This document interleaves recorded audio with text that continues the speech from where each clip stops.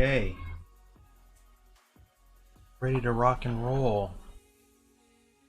The light in here is, I guess it's adequate. Just people are staring at the screen, probably not at me. Alright, so welcome to CG Spectrum's digital illustration block. My name is Eric Wilkerson. I am the guy with the Wacom pen. And so we're going to be going through some digital painting,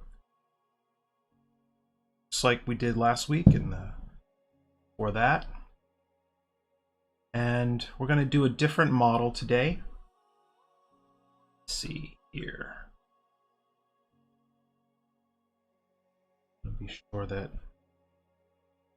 body can. Yeah, so Blasphemer. Hey, all right. And well, it's shows up today.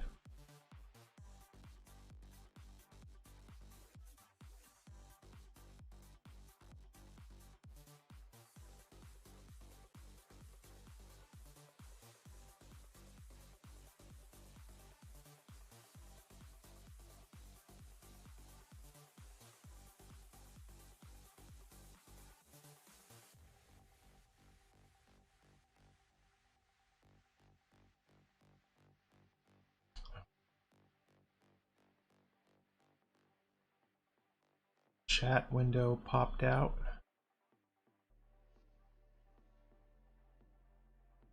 So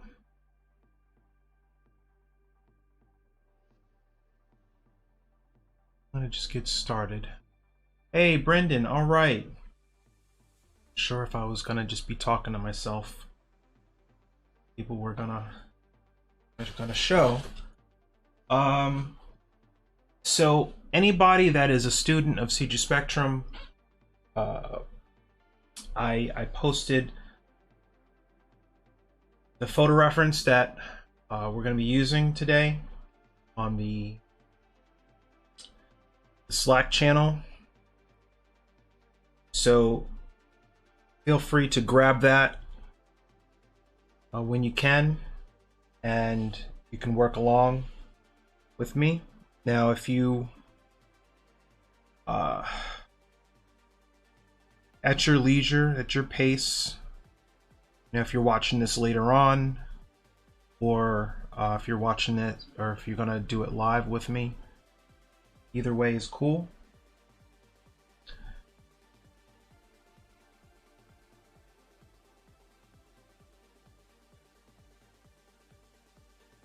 Just want to grab.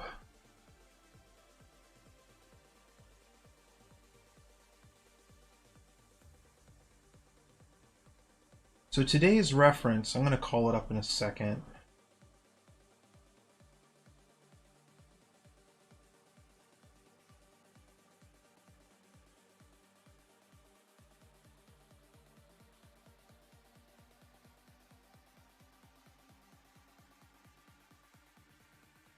There we go.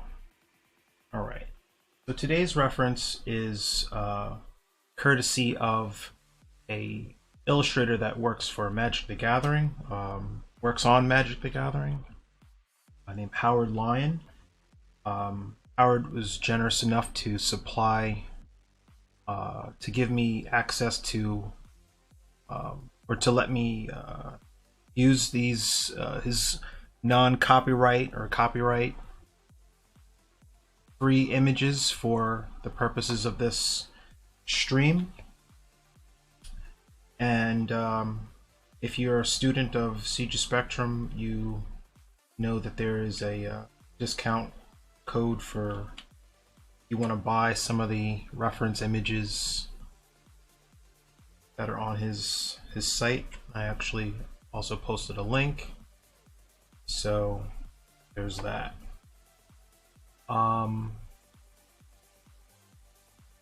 Right, so let me.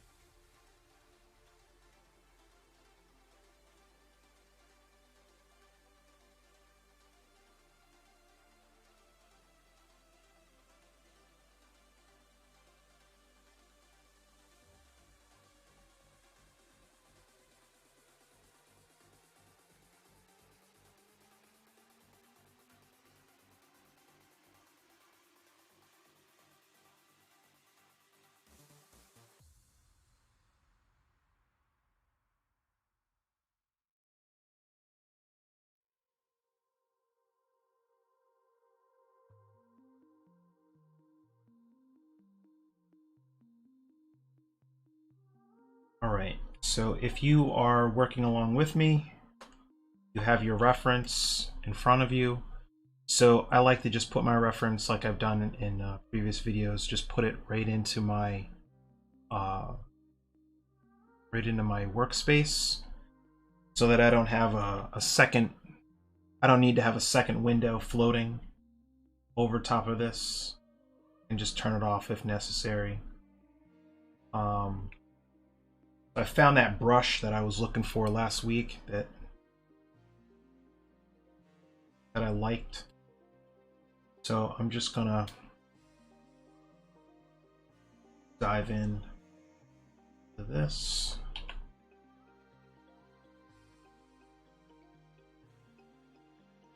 And if anybody has any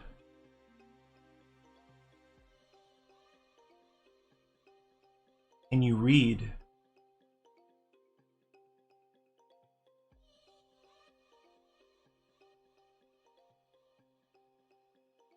Marco. Hey Marco, what are you? Did Brendan ask a question? All right. Anyway, you guys work that out. Started. So if anybody has any.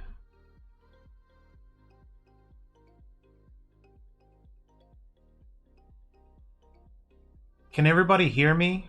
I just want to be sure my audio is okay.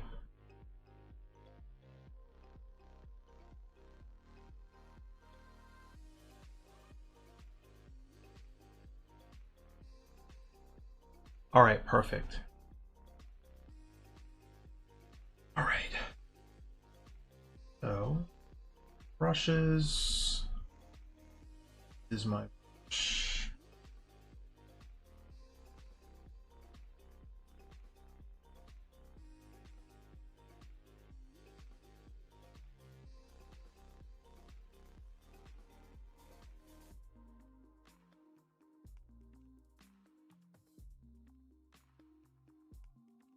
First thing I'm going to do is just block in neutral gray for the value of this background.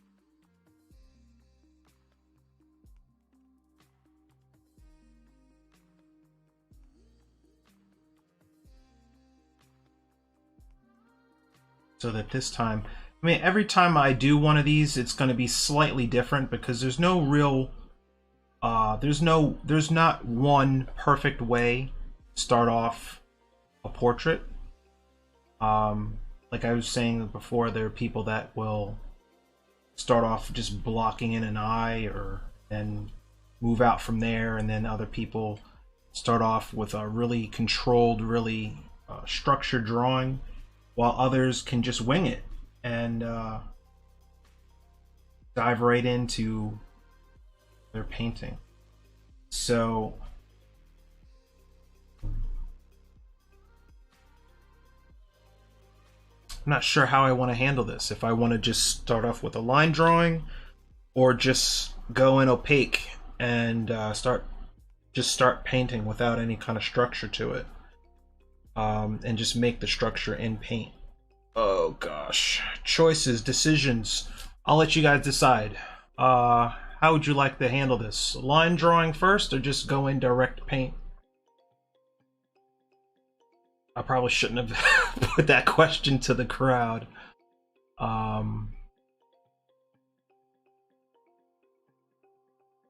Great, okay, glad everybody can hear and see. Okay, so Blasphemer is saying line drawing first, line drawing, deviant. All right, okay, so let's dive in. I just use a regular round brush, nothing special. So then if I do that, let's just turn that off. And it's down. All right.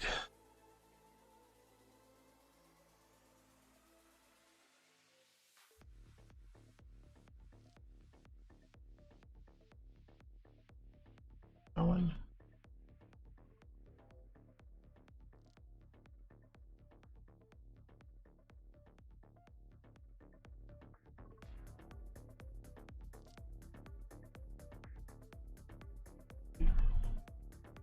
So like before, I have an app on my computer that lets me timer for this so that I can just not take forever blocking out this form. Like if we were all in a life painting, life drawing class, there's my little timer. You can see at the top right hand corner.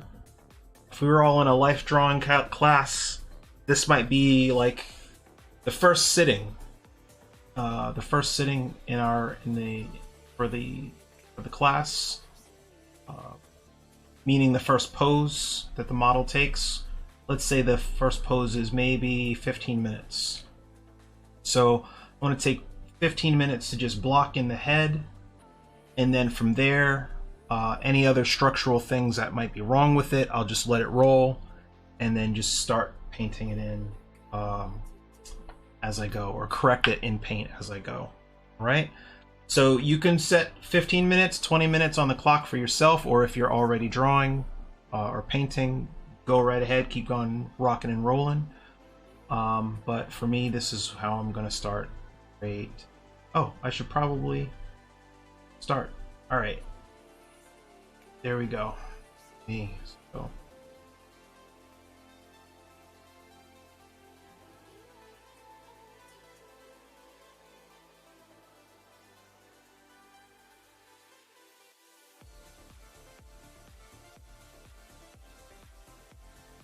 Now, I probably should start measuring, but I'm going to just eyeball it today because we don't have a ton of time, and I really want to get to coloring this guy, or painting this guy's head, because it's got a really cool expression.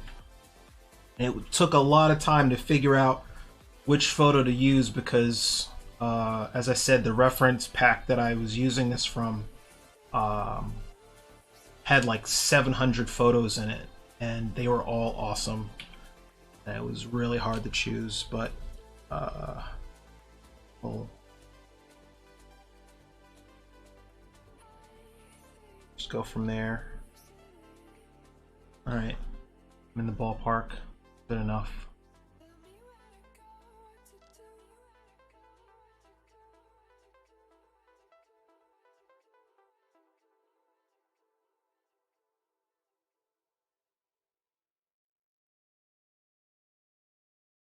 This guy's got a little cauliflower ear going, which is pretty crazy. So if you're not familiar with what cauliflower ear is, it's like calcified blood and stuff in a boxer's ear. Like if they don't drain the ear, all of the liquid in their ear solidifies, and the swelled portion of their ear just stays that way, just calcifies. So then you see people with this like weird sausage looking ear. That's what, with like lumps and whatnot. That's what it is. Oh,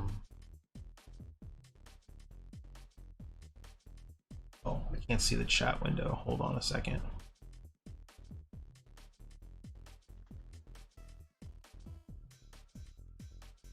Patrick, hey, all right.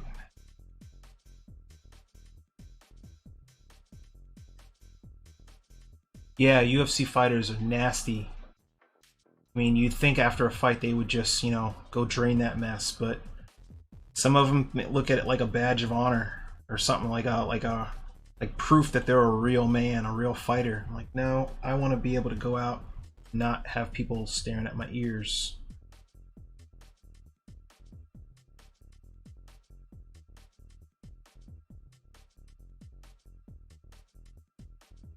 Every once in a while, I mean, you can come in and check your measurements, your alignments.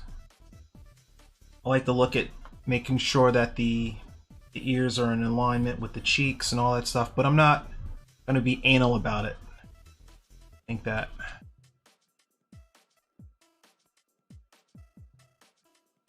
Even knowing that I still have like 10 minutes or so left to block this in, I want to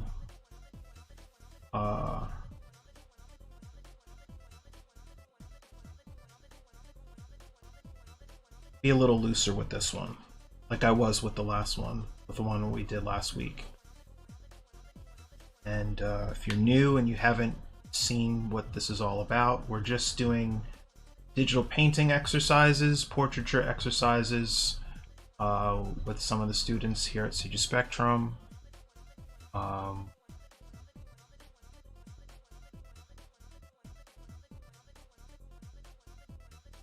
And if you can see here, I'm just laying in like grid lines,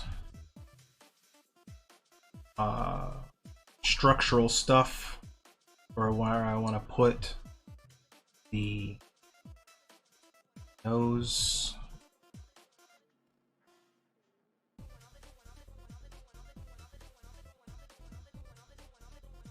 Features of the face.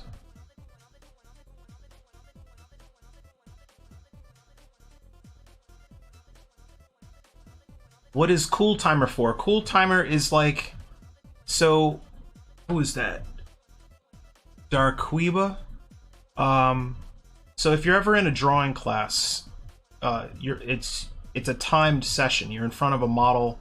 Model is posing for a minute to 20 minutes, and you have that length of time to draw the form, to draw the body, to draw the face, or whatever it is, within maybe a 2-hour, 3-hour, 6-hour session. The model is posing for increments of up to 20 minutes at a time. So in order to not drag out the drawing stage of this over the next 2 hours, I just set a timer for myself and said, I'm going to get whatever I can get done on the drawing done in 15 minutes, and then the rest of it I'm just going to do in paint or digital paint. That makes sense. Okay, so ooh, 9 minutes left. All right, let's go. Some areas, some stuff's gonna be a little exaggerated. I'm not gonna get in here to draw fur. I mean, not fur, but fur. I'm not gonna get in here to draw the hair, just the shape of the hair.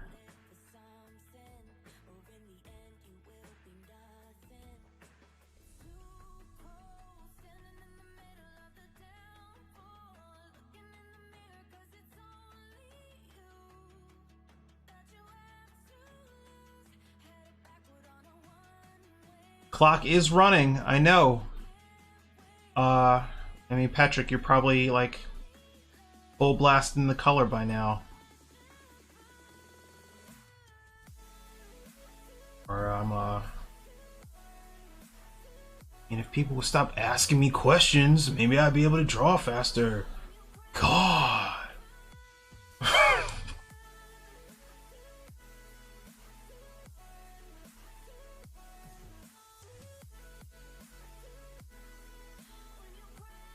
Yep, I bet you are. Done in 2 minutes.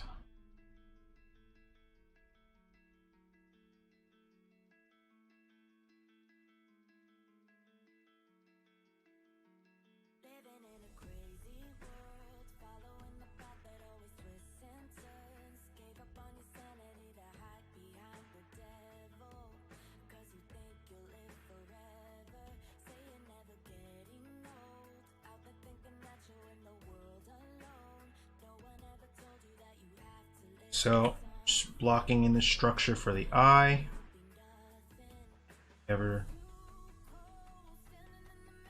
Not really that complex. I mean, it is, but it's not.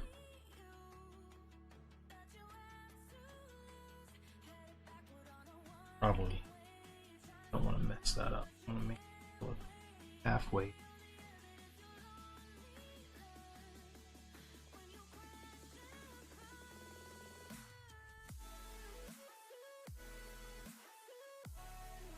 Treating it like angles, just blocking in shapes.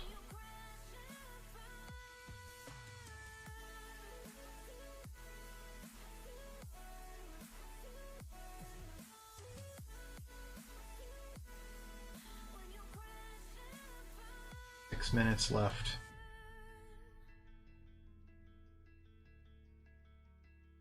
Hey, Nikita. All right. Patrick, I'm doing good. Doing good. Yeah, Nikita, I grabbed a bunch of different references from Howard's site. So that's the stuff I'm going to be using for now on for as long as I do these streams.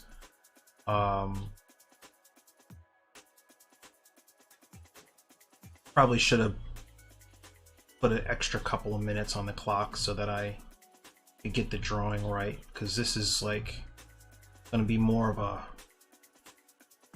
a sketch than any kind of accuracy here, because I'm already not happy with it.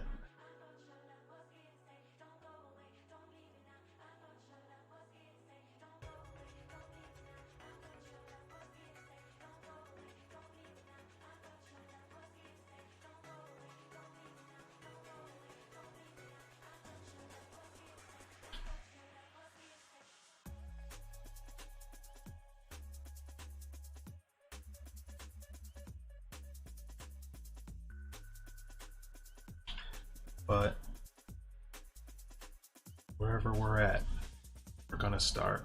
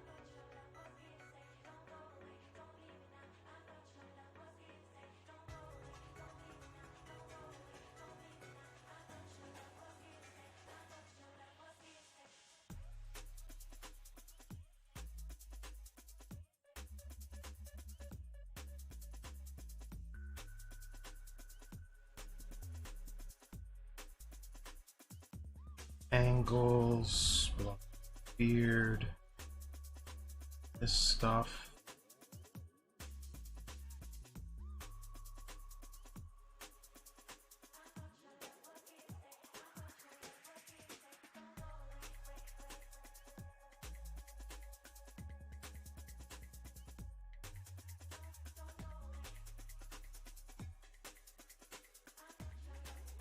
If you were to do this in oil, would you approach it the similar way?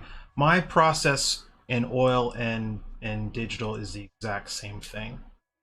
I always start with an underdrawing, and then I block in. I would do an acrylic wash, or in this case, I would do an undertone block in, and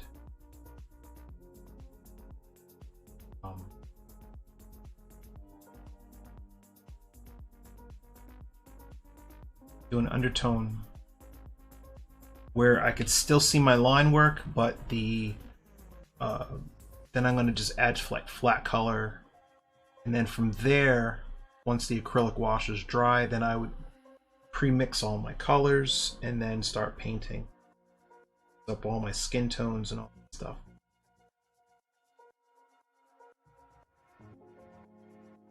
Like, I don't even know why I'm trying to measure, because I know there's like, it's riddled with inaccuracies, but again, we're just sketching. Just gonna lay in as much as we can in that 15-minute span. Oh, his mouth is like probably way bigger than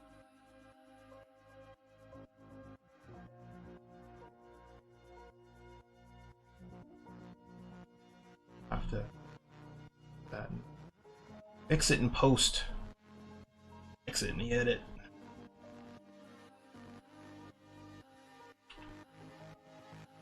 Eric, do you use physical sketchbooks to draw or just all digital? What kind of drawing tablet are you using? Is it a Cintiq 27-inch? 27? What kind of money you think I got? No, I do have physical sketchbooks, but most of the time, honestly, I paint on my phone. I draw on my phone. Like sketches for illustrations, book covers and things like that. All that stuff starts out on my phone. Like I have a Galaxy Note. I'm like plug-in stuff today. I have a Galaxy Note 9, it is. And I do all my sketches in Sketchbook Pro on the Galaxy Note.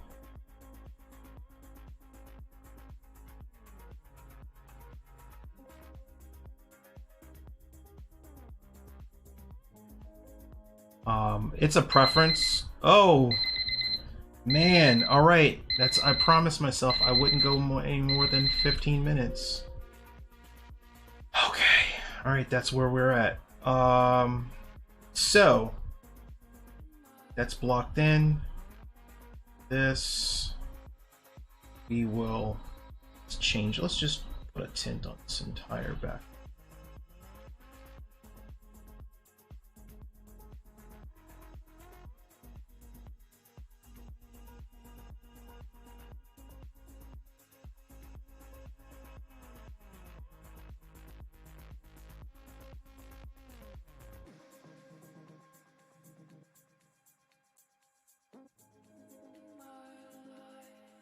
All right, I didn't get to block in that other eye, but I guess I'll have to do that in.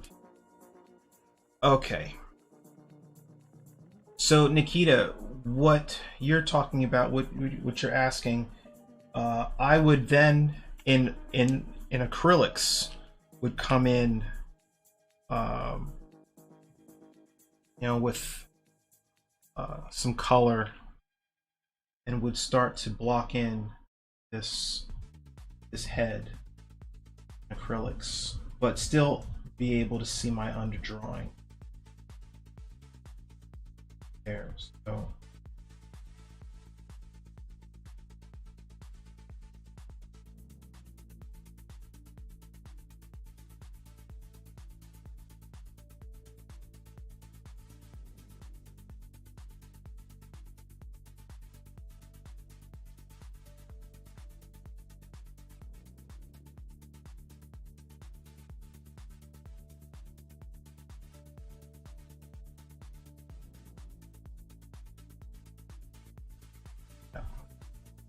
okay.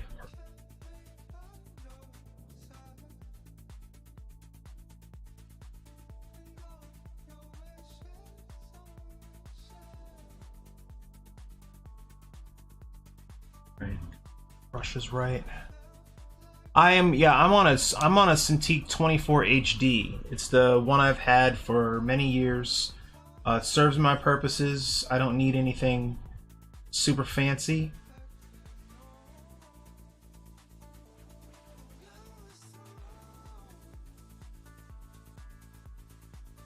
Deviant, have you seen the... No, I'm not talking about movies and TV shows right now. We're talking about if you have any kind of art related, painting related questions. Sorry, Deviant, but I want us to keep this keep it on focus. All right.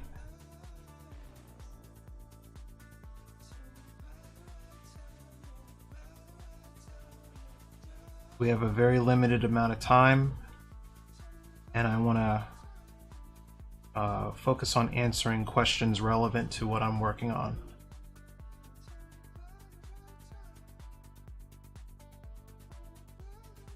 Grab my little folio, my palette. Okay.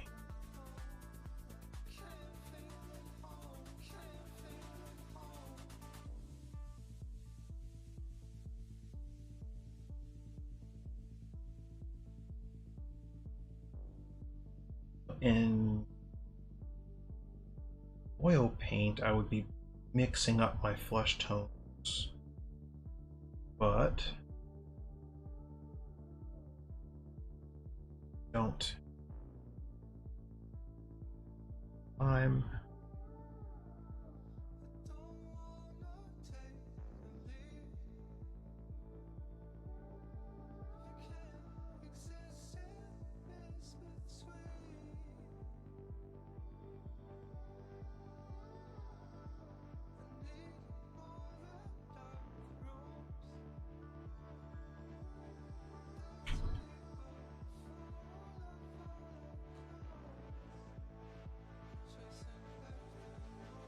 So, if Nikita's still there, I am decided to then just paint right over top of my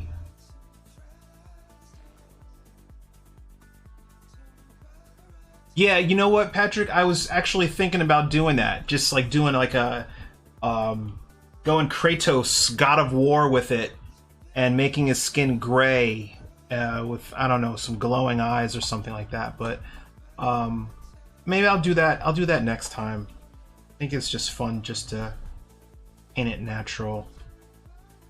I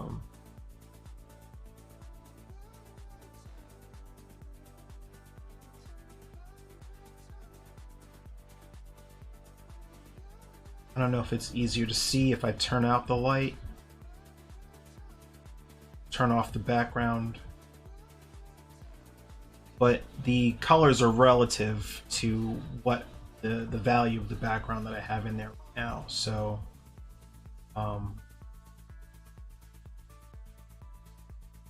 but I think it'll probably be easier for people to see if I put down a little wash first. So I'll do that. Just a little base tone.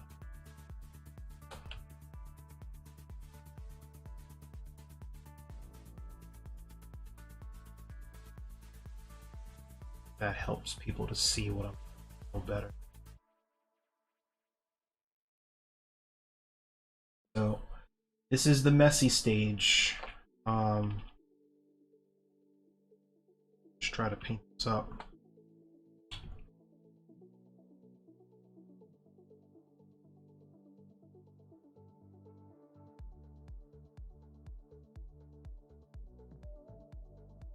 Eric, could you please recommend exercises for precision? Mine is already smaller and looking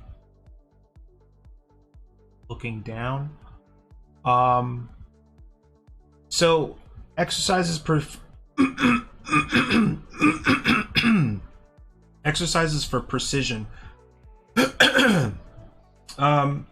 So it's really going to start with having a structured line drawing. And I mean, you know, obviously. So there's there are some guidelines for like how to draw the human face that I would recommend.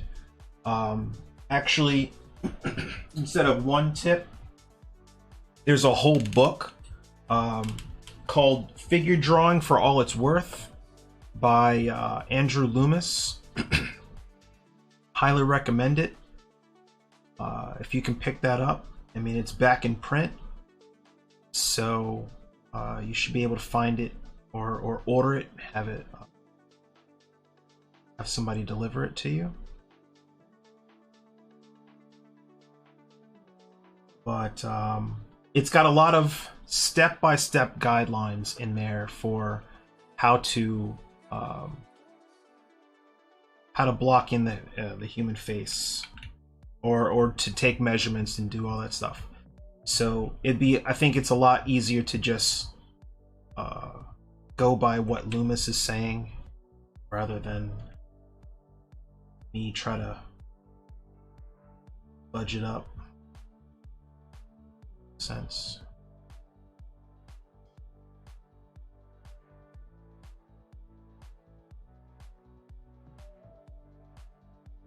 You know what? I don't like this brush anymore. I thought this brush was pretty cool when I was using it the other day, but I'm not getting the same effect with it anymore. So I'm gonna trash it.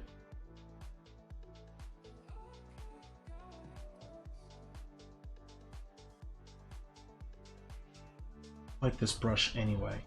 This is my baby. And no, I'm not sharing it. Get your own! You heard? Oh, there you go. That's better.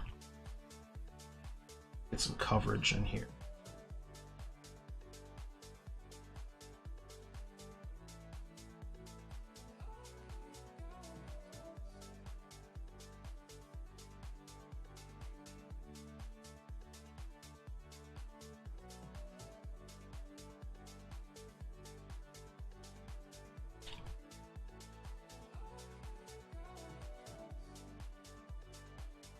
So while I'm painting this thing, I'm paying attention to the colors in his face, all of these little details. So for me, this is going to be, at this point, not an exercise in speed, but just in color and painting. So like if you're looking at the guy's face, you can see different temperature zones and colors in his face, like around his nose, his cheeks, the lips, but then he's got all of this cool gray and cooler colors, cooler values around his eyes. So like I'm taking care to properly blend that and paint that in there.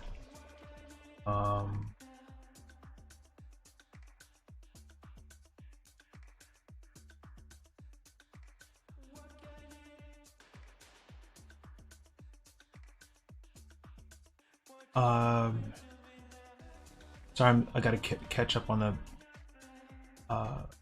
Brennan saying I bought that a few months back and started flipping through it for the first time yesterday. It's got so much. Yeah, Andrew Loomis. Any book by Andrew Loomis. I know like Gurney, James Gurney's like the golden rule right now as far as students or students that even know who James Gurney is. But yeah, a lot of that stuff started out with Andrew Loomis back in the 1950s, just like writing that stuff down and publishing it, and it became like the Bible for so many art students. And I mean, a lot of what I've learned about composition and color and things comes from, you know, studying where I studied, but it also was reinforced by the words and the demos from Andrew Loomis. So highly recommend it.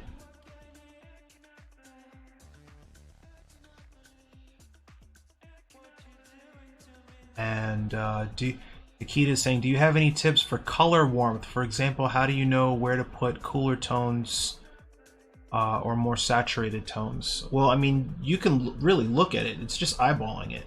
You can look at the face and tell where things are supposed to be, where things are more saturated and where they're not. Just by looking. Now, I mean, there's nothing super saturated at all about this guy's face.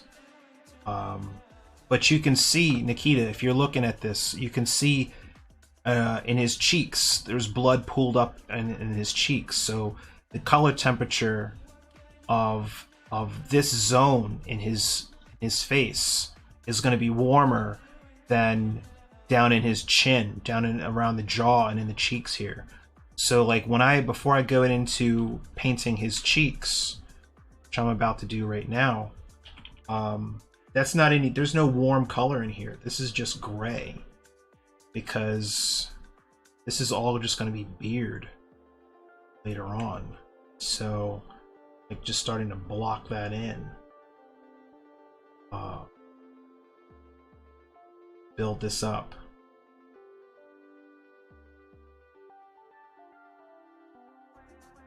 And a lot of it is just trial and error and observation.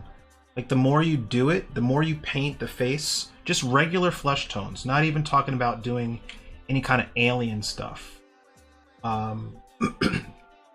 Because what's cool about understanding how to paint a regular face This is why I didn't get into doing alien skin or anything like that this week, is because you need to understand how to paint regular skin. All right, before you try to do a blue alien or something, know how the temperature zones in a regular face work, in different ethnicities and all that stuff. Because then once you have that information, once you know how to paint, then you can apply that information to painting whatever, aliens, elves, you know, any kind of whatever Warcraft blue creature with glowing eyes you want. You know, you could do all of that with that understanding how to transition those colors. So I don't know if there's any Star Trek fans in here, but the makeup job that they do on on Vulcans, like they're pale skinned, right? But they also acknowledge that they have green blood, so they're pale, but in certain spots on their cheeks, around their eyes, there's like hints of cool green, cool blue-green. It's a subtle touch that you'd really have to be a fan of the show to really appreciate, but the makeup department really knows what they're doing. So next time you're painting an alien or some kind of creature for your class or something like that, ask yourself, what kind of blood do they have coursing through their veins, right? How is that going to affect the skin, or the transitional tones in the skin? Just don't do a flat gradient. Just don't do a flat color, because that's boring. And if you spend an additional 20 minutes or so working that out, you could have a really cool looking head instead of something that's just lazy.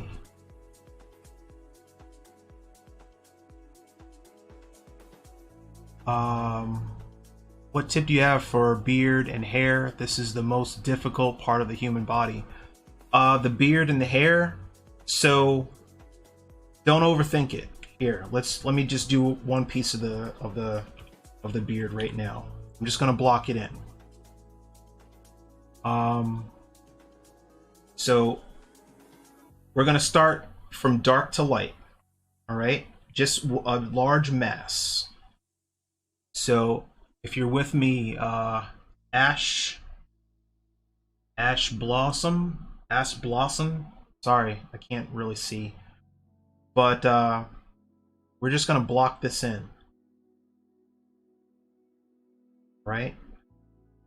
And then this value, this dark, is going to transition up into the skin tone. So we're going to use this value here and this darker value there, and then we can start to do this blend, right? It doesn't become a beard, it doesn't become an actual beard until we start dropping in those grays and those all of those individual strands. But again, we're not even going to get into that too much, because I know students or people that are new to digital painting tend to want to paint every strand of hair, every blade of grass, and you say to yourself, I mean, in your reference, are you actually seeing every blade of grass, or is it just the impression? Now, when you look at a portrait painting, when you look at any kind of digital painting done by somebody for a video game, are they painting every single blade of grass? No. It's the impression.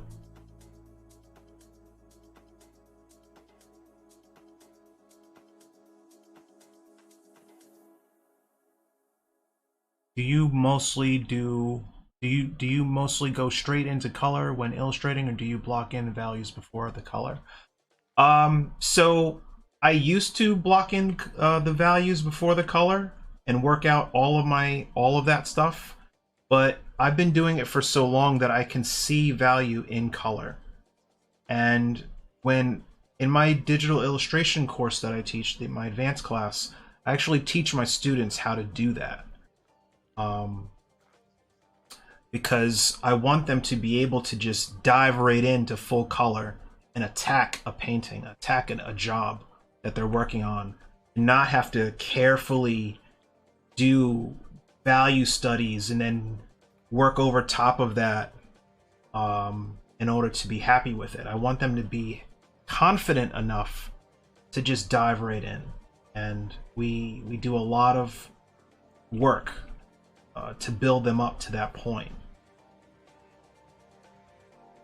So I'd say, like, I have students that are toward the end of their first term with me that are able to do that now, which made me really happy.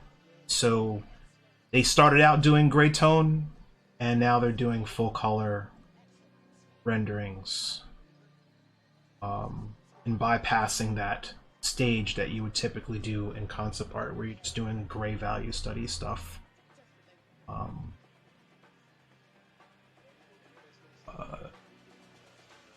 Do you always, Deviant's asking, do you always draw out shape volumes for your characters to perfect the proportions before adding lines, or do you prefer to build up volume with color without using a lot of lines? Everything I do starts with line. I mean, some people, it's a preference, and it really depends on the industry that you're trying to play in. But everything I do starts with line. Because if it doesn't work in line, and some light cross-hatching, some light line and value, some shading, so line and shape, line and value.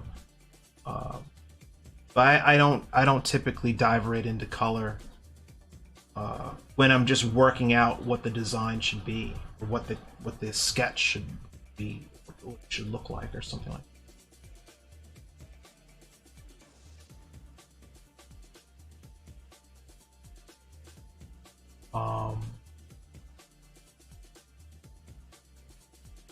He says, Patrick saying, if I look closely at a John Singer Sargent painting, I just see rough strokes.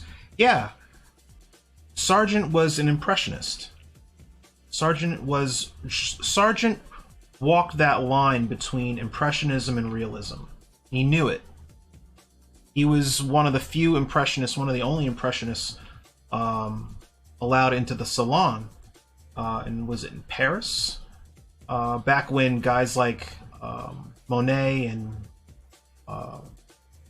Pissarro and all these French impressionist painters weren't allowed. They weren't respected enough. They weren't acknowledged, recognized by the art community like that. He was just straddling that line where he was painting just the impression.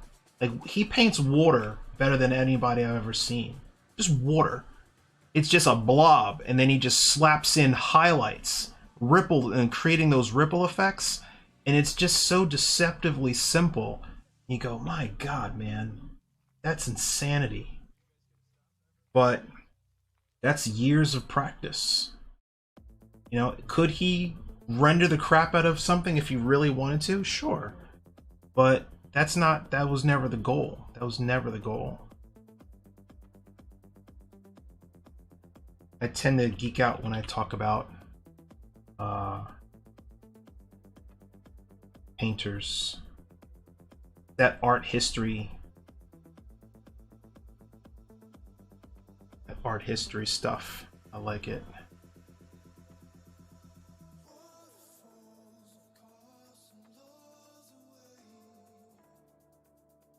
Is it more common for people to build volumes with color in speed paintings? You know what? I can't say yes or no to that, because I don't watch a lot of speed paintings. That stuff bores me. And I don't say that like sound like egotistical or anything like that. It's just everybody paints differently. And Like how I would do this isn't how I would see it done on some YouTube channel. So like I'm not everybody approaches things differently. I've seen painters start off with an eye, rendering the crap out of an eye or a lip, and then bleeding out from there. So it's whatever you're comfortable doing. And I've seen people do that both digitally and traditionally in oils. They'll start rendering an eye and then move out. So however you want to do it, man. Good. It's like, so I'm at this point and I still have an hour left. So that's a good usage of time. Patrick, how are you doing? Are you like half done? Probably.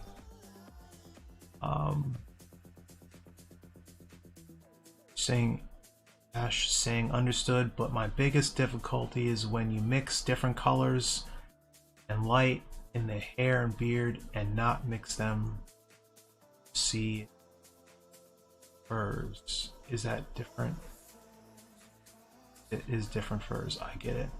You prefer Maya for your concept work?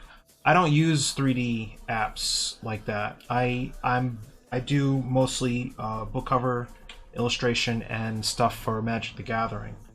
So that is that's my time right now. So if I was going to be using any 3D program for professional or personal use right now, it would probably be Blender. This Blender is like the best of all worlds right now, and people are tripping over themselves to learn it. So like if you like ZBrush, Blender's got a clay modeling thing that they do that looks like what you could do in ZBrush. So I think it's worth checking out if you're interested in that kind of thing.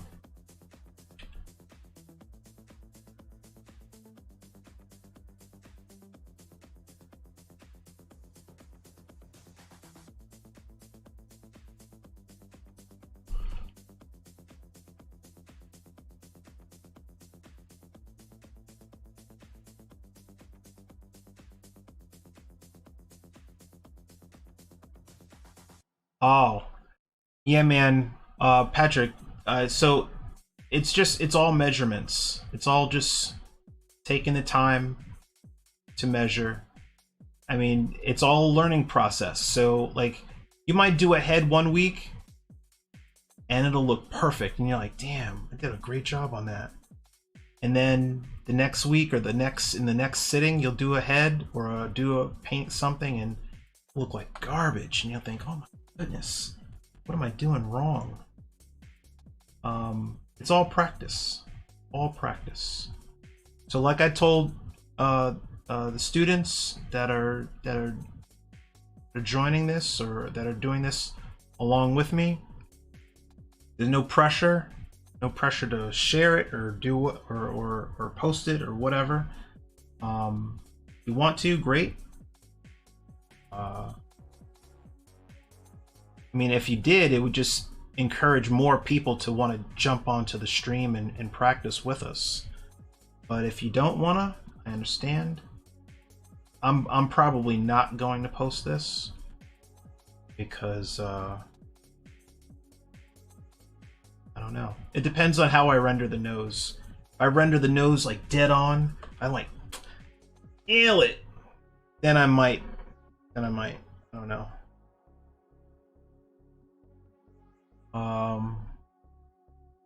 So Blender is something that others don't have. Something that the others don't have. The big community that improved the tool each others to use. Yeah, I've been learning to animate a rig for a 3D walk cycle for the first time. Animation is a lot more challenging. Yeah, animation is a lot more challenging. I mean, think of, all right, so Deviant, recognize that Uh, there are artists out there, uh, animators, character character animators. They didn't have they didn't have 3D apps, modeling programs, or rigging like back in the 90s. You know, there was nothing to help rig. You had to know how to draw, right? You had to know how to color, you had to know how to do all of that stuff, and you had to study how the body moves. There was no cheats. You know? You watch Aladdin or something like that, every single one, every single pose is hand drawn. So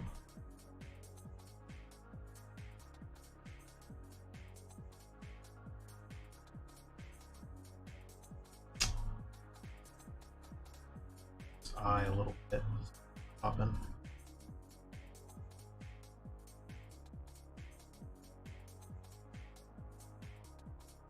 What draws you to illustration compared to concept art? You know what? Nikita, that's a really great question. And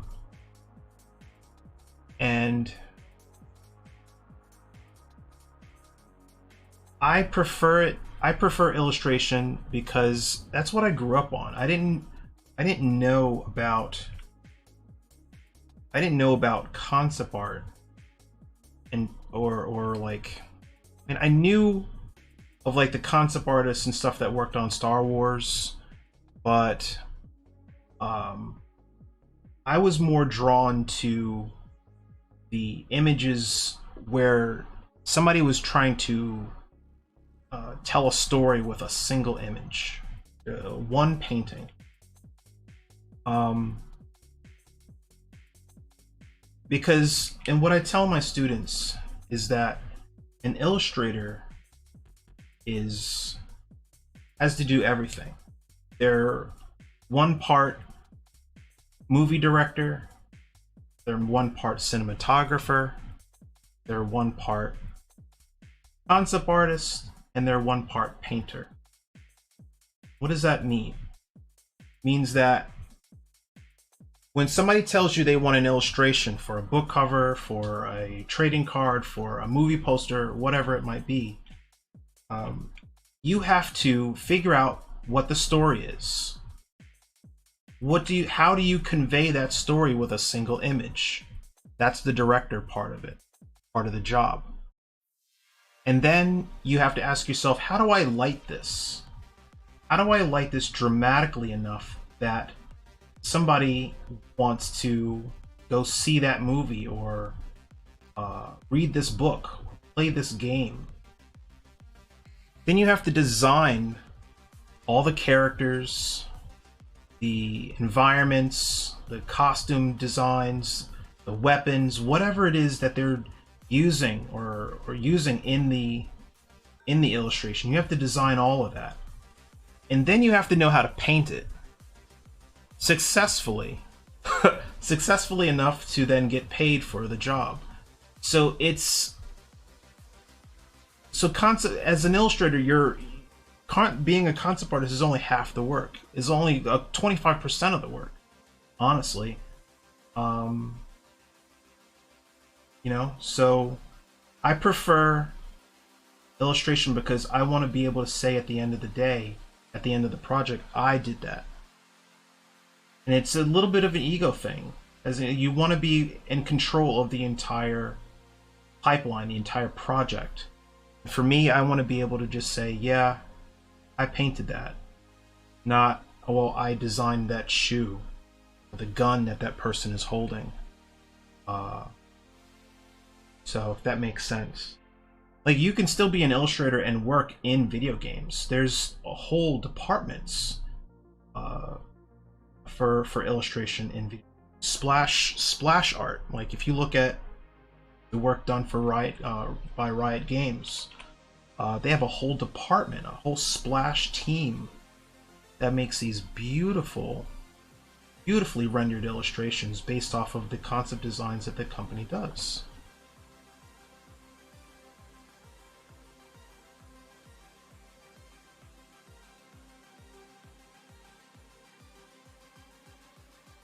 Nikita is saying, "You're right. I've never thought about that. I've always wanted to be a concept artist since I was 13, but illustration has such a beautiful personal narrative side to it. It's confusing me." Yeah. I mean, look, Nikita, I would never tell you one way or to go one way or the other. That's a personal decision, but also know that there's a lot of concept artists out there that know how to illustrate. Okay, there's a lot of concept artists that I know personally that moonlight as illustrators. They work full-time jobs somewhere, designing props and whatnot for whatever game, and then they go home and they do illustrations for Magic cards and book covers and like one of my favorite illustrators is a guy named Jason Chan, and Jason is like an art director at Riot, I think, but he started off as a concept artist, but he was always doing book covers. He was still doing like there's no rule that says that you can't be both, Nikita. All right. So if you look at, for example, if you look at the art of Star Wars Episode 1, there's a lot of that art book is full of illustrations done by the design director, Doug Chang. Illustrations. But he was also their lead concept designer. Like before anybody else was brought on, he was the guy drawing what those Trade Federation ships were going to look like, and all of that stuff, all the interior, exterior shots. You know, he was doing that. So there's no rule that says that you can't do both. All right. So Nikita, go to ArtStation and type in Riot Games splash art and watch all the different artists that do that work for a living pop up. Okay? I want you to be informed about what is out there and who does what and why they do it.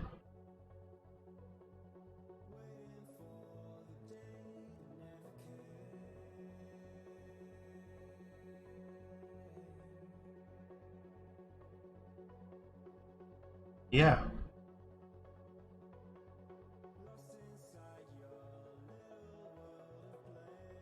Wanna butter this up.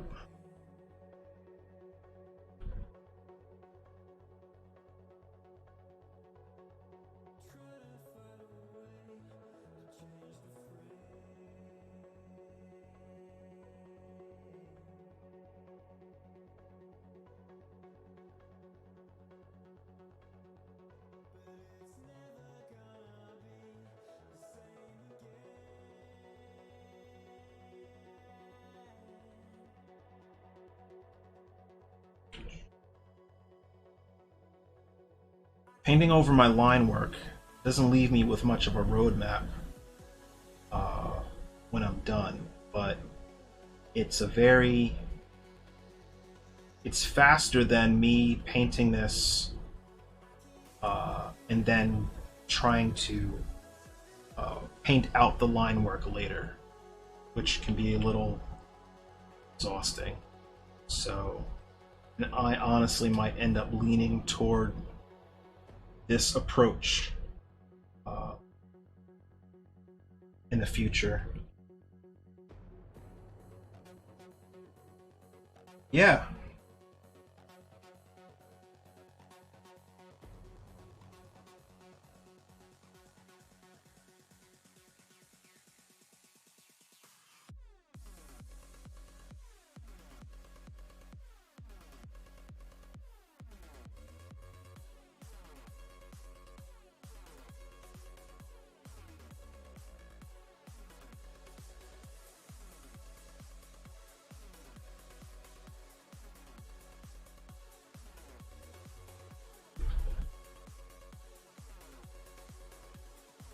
So, like as usual, I don't think I'm going to be able to get the entire head done in 2 hours, but it'll be done enough as an example of the process and how you can build this up. So I hope this has been, I hope these are informative for people out there, and kind of encouraging for you to just go out and just try to paint your own stuff and give this a shot, because it can be fun, but you have to release any of those inhibitions and just be comfortable with the idea of just making mistakes. It's not going to be perfect. It's not about being perfect. It's about practice. Okay?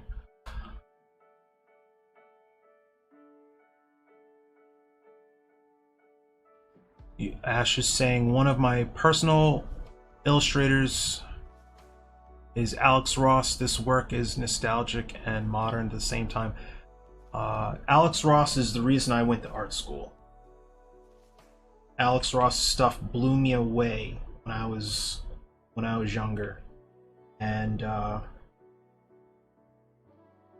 know, fun fact. Oh man, where is it? Oh my god, I'm gonna freak out. Oh my god. Where's my book? Oh, that's not even funny, man. Oh, here it is.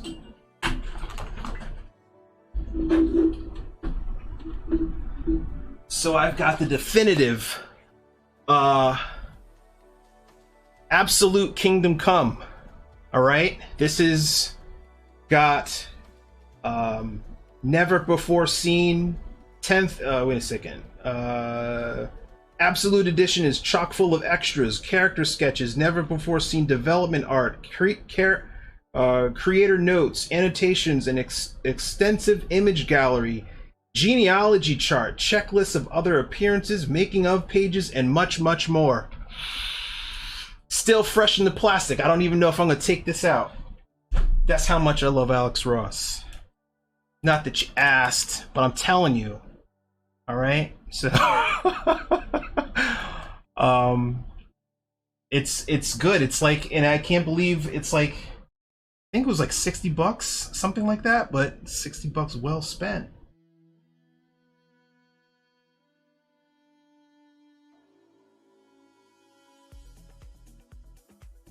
Oh my god, I haven't saved a thing. Deviant for the win.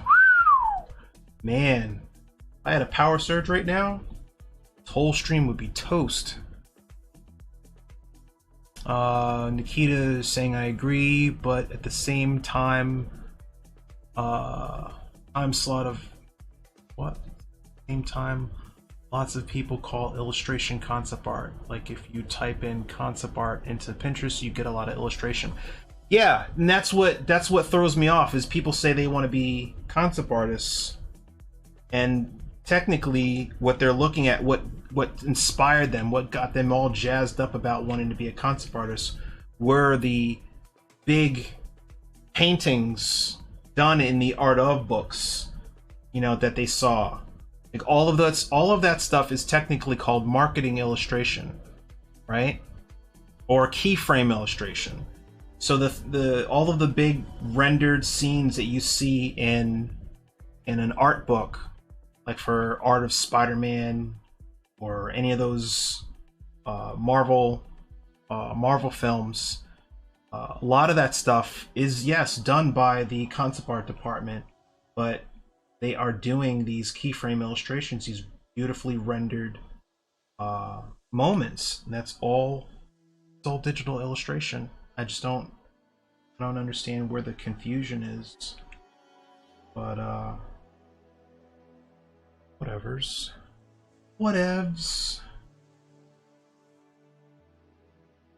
Go. That's the fun part of doing some stuff in paint, is that you can, like, the drawing doesn't have to be perfect, just be good enough, and then you can just start sloshing pixels around until you get something that works.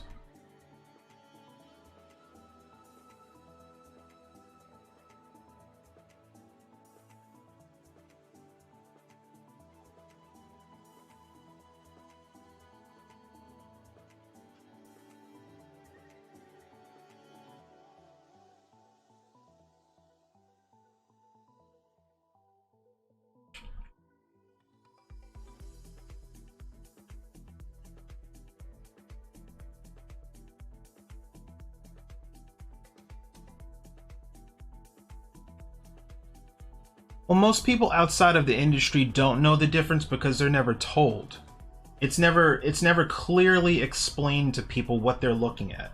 So if they see a website that just says best concept art of the year, blah blah blah, and it's a digital illustration, you know, used to market the film or the game, and it's called concept art, then that's what people think, and they go, ooh, I want to do that.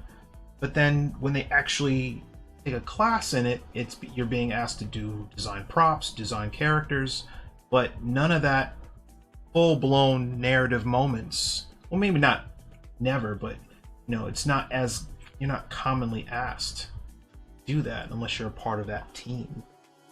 So,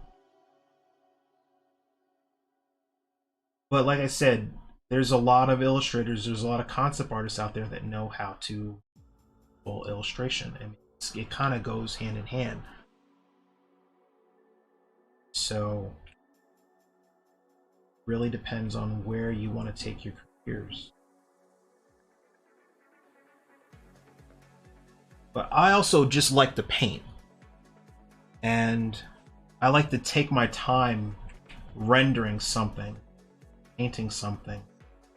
And I like to work with clients that will allow me to do oil paintings. And I can't do that for a game studio. That's not how it works.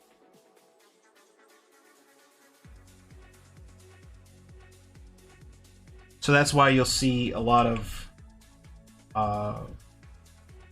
concept artists moonlighting as illustrators doing freelance work that scratches that itch for them to just render things and really paint the kind of things that they're interested in.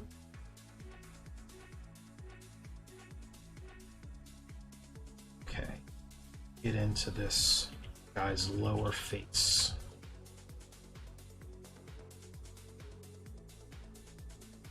Isn't illustration work mostly outsourced to freelancers or so? It depends. It depends on the company. It depends on the company you're with. So there's a lot of freelance illustrators, but there are plenty of staff illustration jobs out there. I worked primarily as a staff illustrator for video game companies and advertising agencies for many years before building up the confidence to go, you know what, I could do this full-time from home and paint the kind of stuff that I really want to paint instead of dragging myself out of bed to miss the bus again just to get to a job I don't want to be at. So so yeah, that's my, but look at the animation industry. Look toward the animation industry. Like Blue Sky, DreamWorks, Pixar. If you look up what a color key artist is, it's all illustration. You are being hired to basically paint all day and choose the palette, the appropriate palette for various sequences in an animated film. And you have to have such a strong understanding of light, color, and value, and how all of that stuff affects the mood and the emotional impact of that stuff on the audience. Like, and I tell my students, there's no it's no accident that animated films use like blues and greens and things like that, and like really saturated colors in certain areas, and then desaturated colors in other areas. It's all to play. It's all to have a psychological impact on the audience, and you have to have a strong understanding of how to do that. That's a staff job. So yeah, it's out there. You just got to look for it. And if you don't know what to look for, that's a part of the problem. Like, people could just type in concept artist and a bunch of stuff might pop up. But if you don't know what to look for illustration, you might think, oh, there's nothing out there.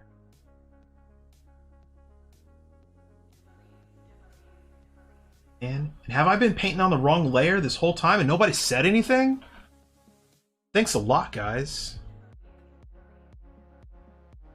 Deviant, I'm blaming you for this. You should have been like, Eric, painting on the wrong layer.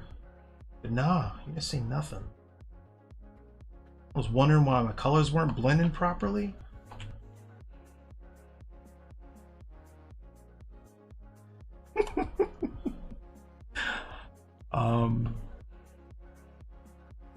Isn't so Nikita's saying, I remember my college art start teacher, England College, which is high school, told me there is no such thing as a concept artist. Wow, your college art teacher is crazy.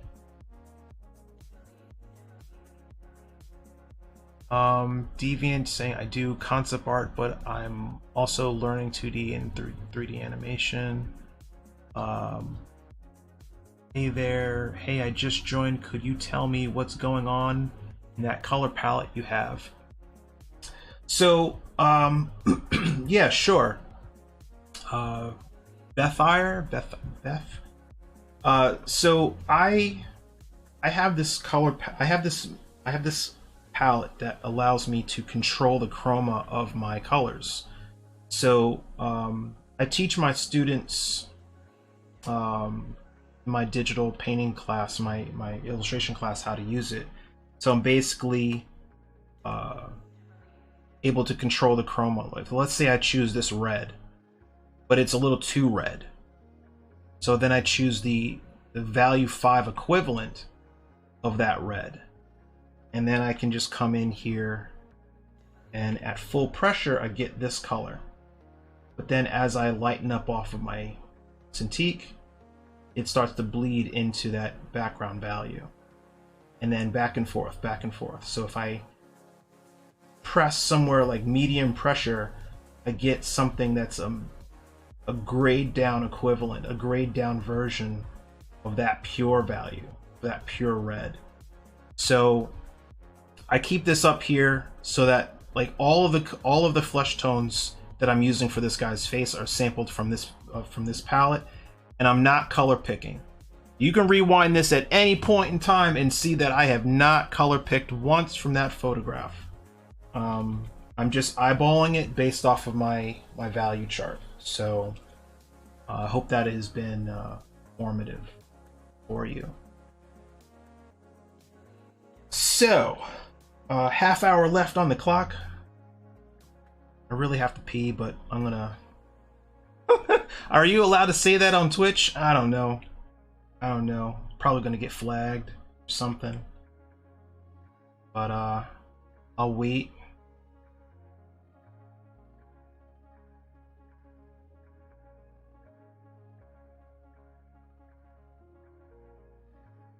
Okay.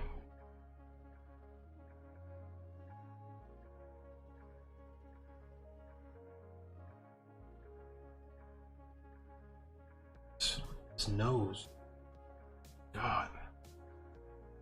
Let's forget. Okay.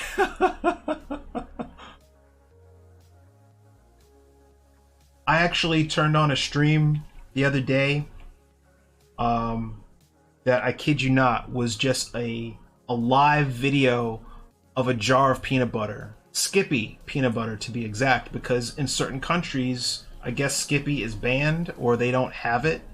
So it had something like 50 viewers just watching a jar of peanut butter. And we're thinking, is it gonna move? Is somebody gonna like tap it or poke it with a stick or something? Nope. Just a jar of peanut butter. Somebody set up a video camera to record a jar of peanut butter, and 50 people tuned in to say, my God, that's brilliant. So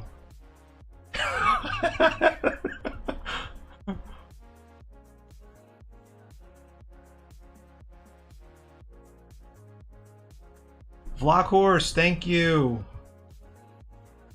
Thank you very much. So I don't want to get too caught up with painting the nose and the eye, because I could just spend the rest of my time just noodling that.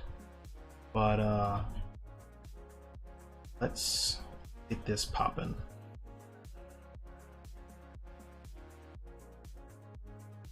Oh, so all right. So whoever was asking me about the beard.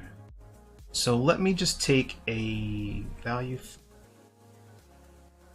and I would come in very low opacity and just start haphazardly but impressionistically dropping in strokes. All right. I'm not doing every blade, not every strand of hair or anything like that. It's just meant to be an impression. Okay? And if you ever find yourself using a super small brush and trying to paint every little follicle or whatever, you have failed and you need to erase it and start over, because that's not the goal. Goal is to do an impression. All right? So if I'm going to come in here, just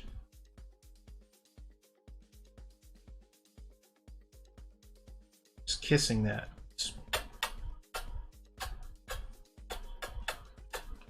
That's it. That's all I'm going to deal with it. So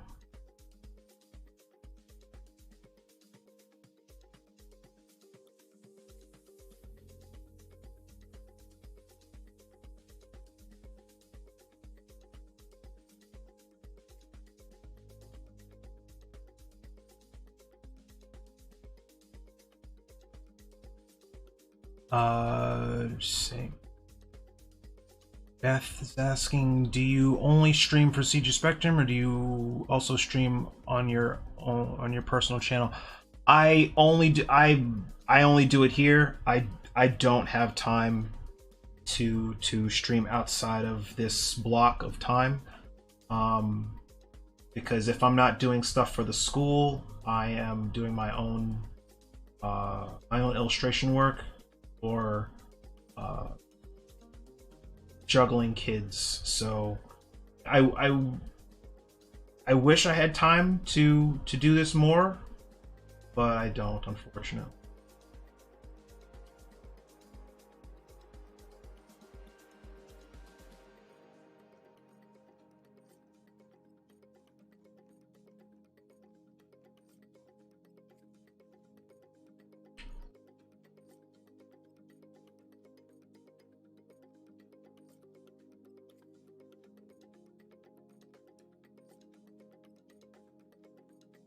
There you go.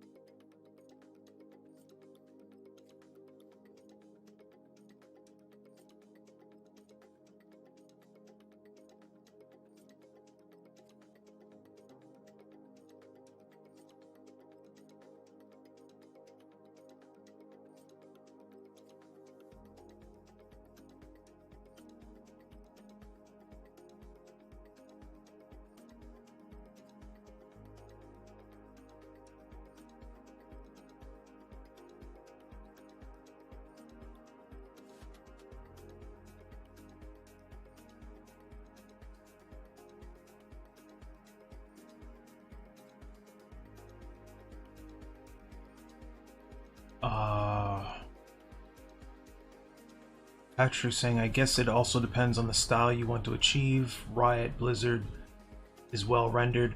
Right. And there's a lot of different styles. There's a lot of different approaches. And I mean, the levels of finish for different industries depends on how much time you have to do the work, honestly. Nikita is asking, what do you wish your students did more of? Practice. Wish they practiced more. Like I had to, when I was in school, I had 12 to 15 hours a week, every week for 4 years, drawing and painting from a model, in addition to homework assignments where I was asked to paint and create illustrations and practice rendering and composition and all that stuff. And some people just go, well, I'm going to put in the bare minimum of time and then get mad when they don't get the results that they hoped for. It's not like being a mechanic or learning how to change a tire or something like that, like where once you've learned how to do it, that's it. Now you know how to get a job as a mechanic or in a body shop. Like learning how to design and compose an image is something that takes a lot of practice. So that's what I would say. That's what I say to anybody that wants to do this professionally. There's a lot of competition out there, and if you're not willing to put in the hours and hours, dedicated time to improve your skill set, there's somebody else out there in another country that is awake while you're playing video games. You know, they're hustling. They are putting in work on their craft while you're doing something else. So, you know, not to lecture anybody, but that's real. That is real. Did I draw stuff as a kid? Absolutely. This isn't something I just decided when I was 20 years old. I'm gonna be an artist. I've been doing this since I was like 4. And my kids actually started out younger than me because they would just sit on my lap and play with my Cintiq. So they've been doing it since they were 15 and 16 months respectively. Yeah.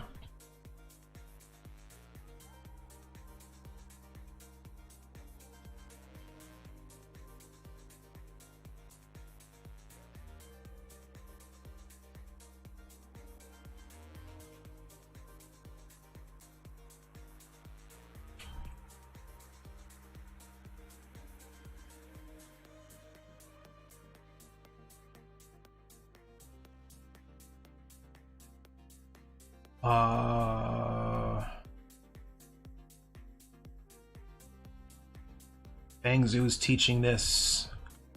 You don't draw, stop and start drawing. Yeah. What do you think I should do more of or less of? I don't know. I mean, do you like Nikita? Do you like? I don't know. I don't know. I mean, draw from reference, draw from a model, draw from. I mean, just practice. It's just practice. But it also, I think that you also need to do research. Do your research. Know who's out there, what this industry is about, who's creating what, why are they creating it. Know your art history. Right? People seem to be like they get super excited about certain artists and or fields, but they're not aware of how vast or different all the different directions you could take a career in the arts or in illustration or design. Like people get all excited about, I want to work for Blizzard, I want to work for so-and-so doing video games. And I'm thinking, what about working for Hasbro or Mattel? Like, who do you think's out there doing concept art for toys? Who do you think designed He-Man? That's a job. That is a full-time staff position, designing toys. That's concept art. That's illustration too. But, like, people seem to be obsessed with just the video game angle. And I would say do your research so that you are aware of all the different ways, all the different directions a career in the arts could take you. Right? It's more than just a single narrow path.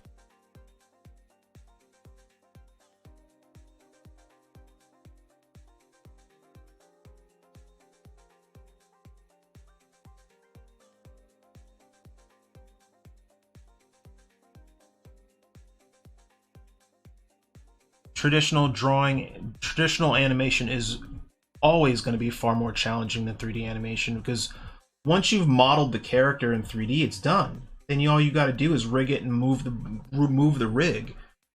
2D animation, you have to redraw that thing consistently every single time. There's no comparison. The difficulty level is off the charts, but people did it because they trained to do it. And sadly it's a dying art.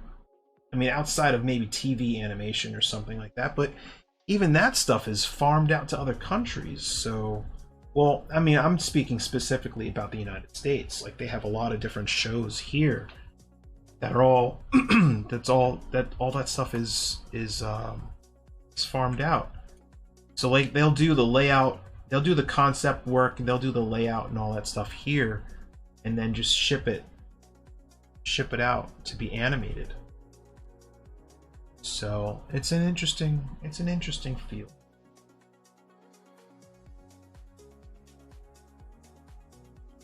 Blah, blah, grr. Also, there's Magic the Gathering and Dungeons and Dragons and a lot of other card decks and book covers too. Right. Yeah, Beth. Yeah. So like the reference that I'm using here is was given to me by, or I got this from a guy that does Magic cards. So he's very generous making these kind of photo reference packs for students, for anybody really that wants reference material, photo reference for their illustrations. And that's the one thing with illustration that especially if you want to do like Magic cards or book covers or product illustration, packaging, whatever, you really have to know your stuff. There's no guesswork. There's no guesswork. You can't phone it in. You can't say, well, I spent 10 hours on it, it's good enough. Kind of sloppy in this top corner, but it's good enough. I'm gonna go catch up on The Mandalorian. Who cares? No, you have to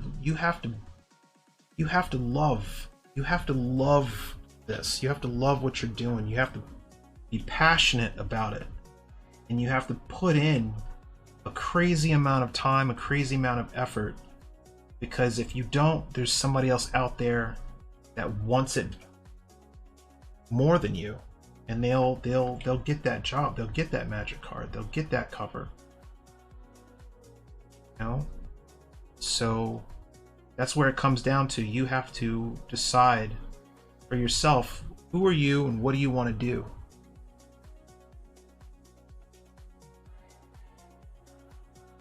No, this is from Howard Lyons' pack, Beth Iyer.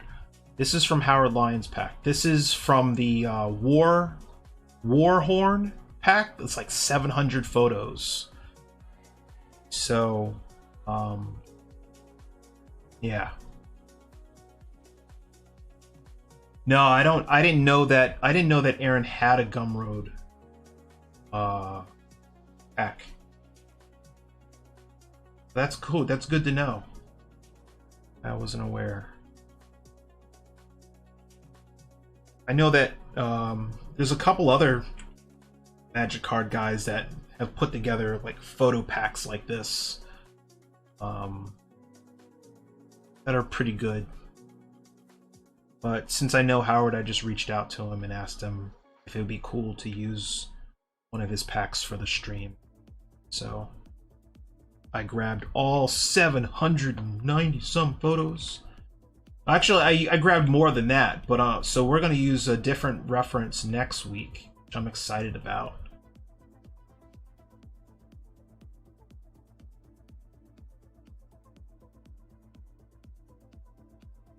Deviant saying, I like looking at Golden Age of animation. The level of skill is amazing. Yeah.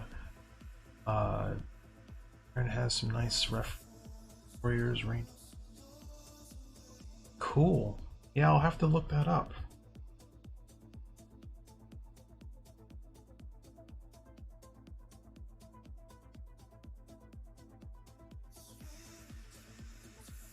I really wanted to like spend my time just finessing this, but there's no time for that. So we'll just kind of try to keep it like a loose block in.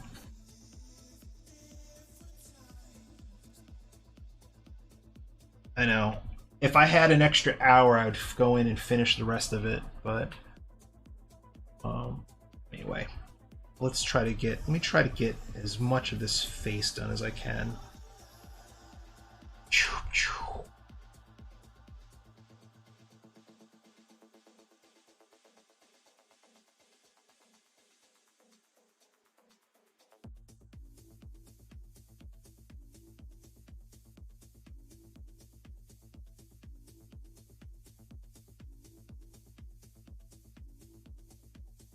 I don't know. What do you imagine he's screaming?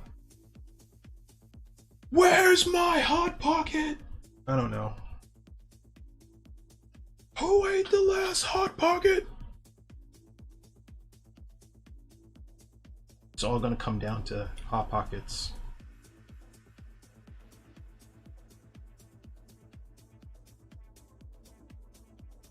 I said I need more toilet paper.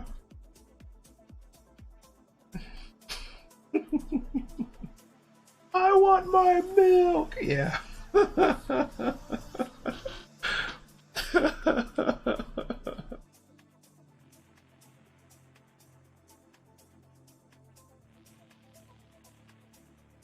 Yeah, that's cool. So, get in here. The fun part of just using value and color and just coming in here and just painting in this stuff. Not worrying about not worrying too much about proportions and whatnot. It's some fun.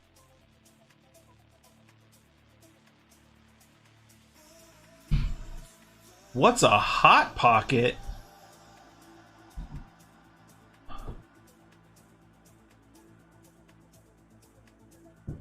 See,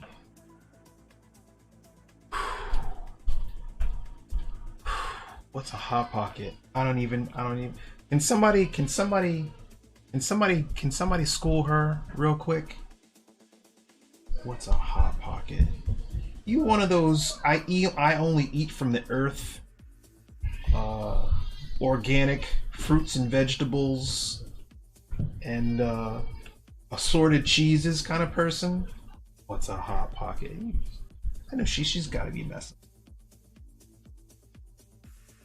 No, really, what's a Hot Pocket?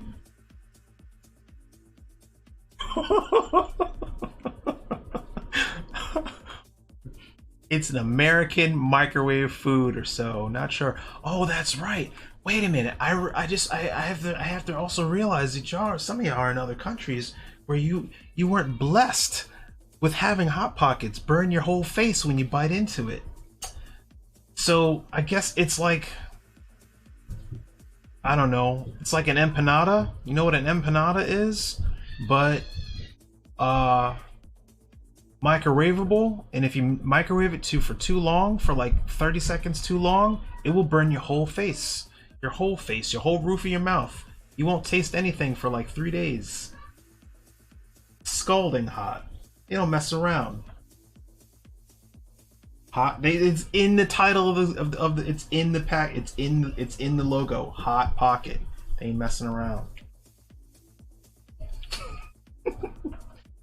Hot Pockets. We'll burn your whole face off.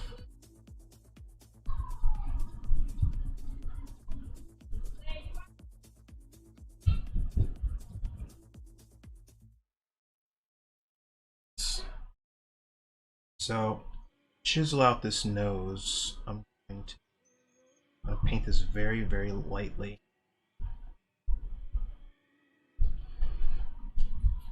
And then drop in these little anchor points.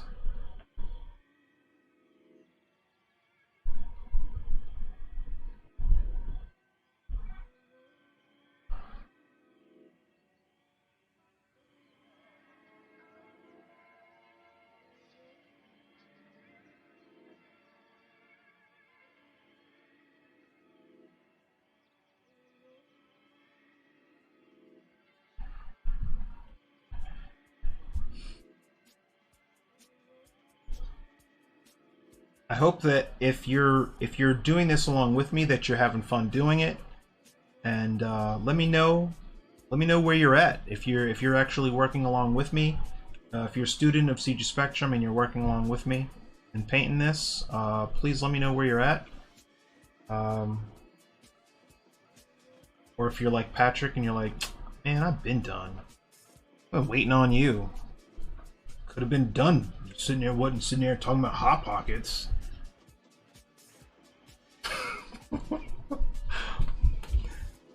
Is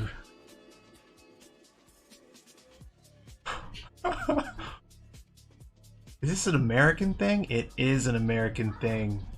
Oh my god. Yeah, y'all look up Hot Pockets. Hot Pockets from the vending machine. Brendan knows what's up. I mean, you gotta live. You gotta live, right? You gotta eat.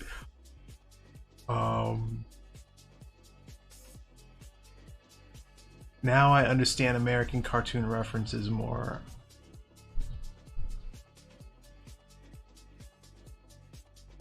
I do go outside and draw from life, but not so much anymore because, you know,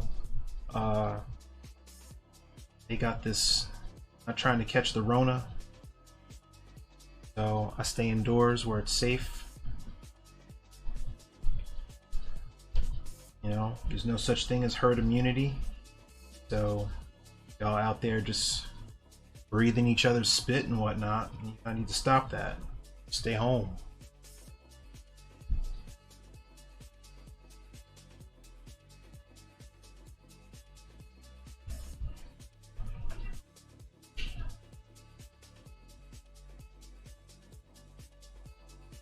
Do this.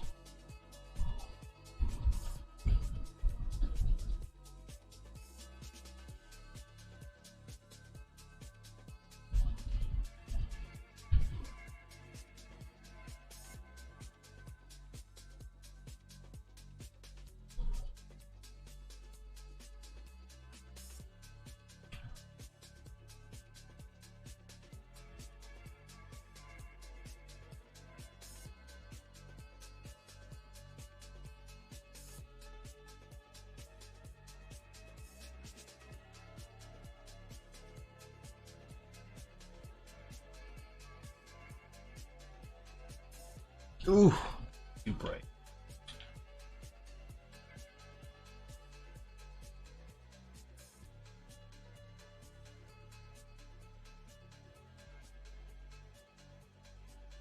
So.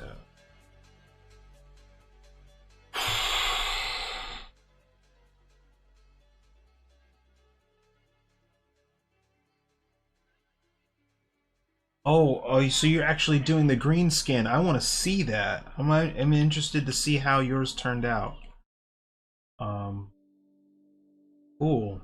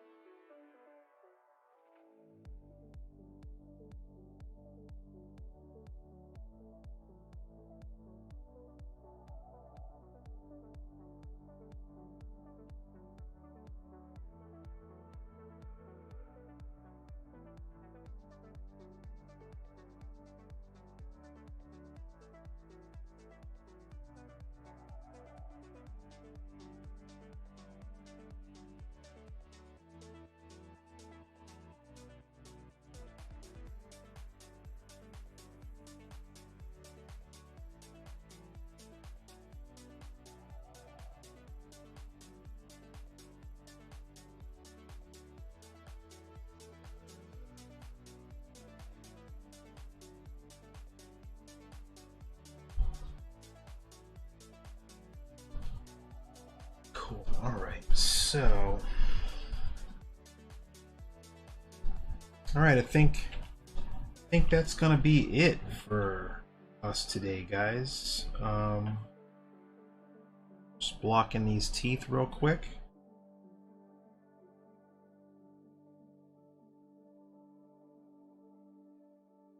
If I had an extra hour, I'd come in and polish this up a little bit.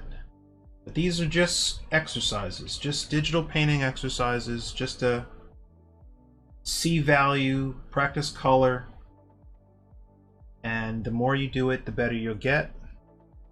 Don't beat yourself up if whatever you're doing right now doesn't look like you wanted it to look. This doesn't look like I wanted it to look, but it's okay. Hot Pockets! What's a Hot Pocket? Screaming.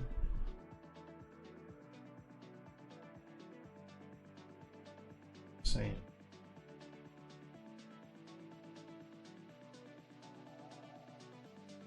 Oh, I have a lovely singing voice.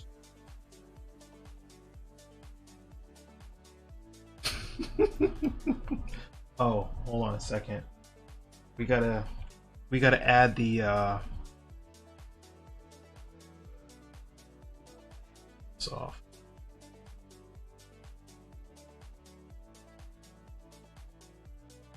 Spit. So, like if CGS Spectrum actually shares this image to the one where he's like got some spit from, I don't know. it doesn't need to have any spitting. Okay, so yeah, so that's where we left it for today, guys. Thank you for joining me for another digital portraiture experience.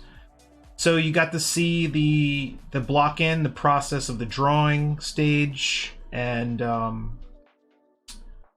some light measurements, but most of that drawing was done in 15 minutes, or like completely in 15 minutes. And then, so really just trying to block in the overall mass of the head, the position of the nose, the mouth, the eyes, but not going into any hyper detail or anything like that.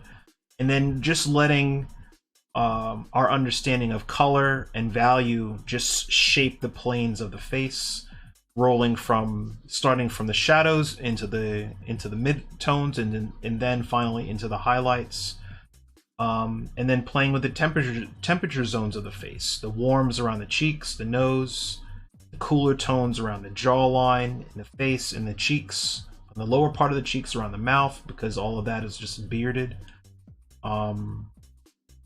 So yeah, like again, if I had another 2 hours, I'd polish this up, but I don't really feel like it. All right, so that's what I got for you this week. Next week we'll be painting a different reference. So if you are a student of CGS Spectrum, just check the general DigiPaint either Thursday night or Friday morning to grab that reference, and you can paint along with us, or paint in your free time whenever you see the stream on YouTube. All right? So you guys have a good weekend.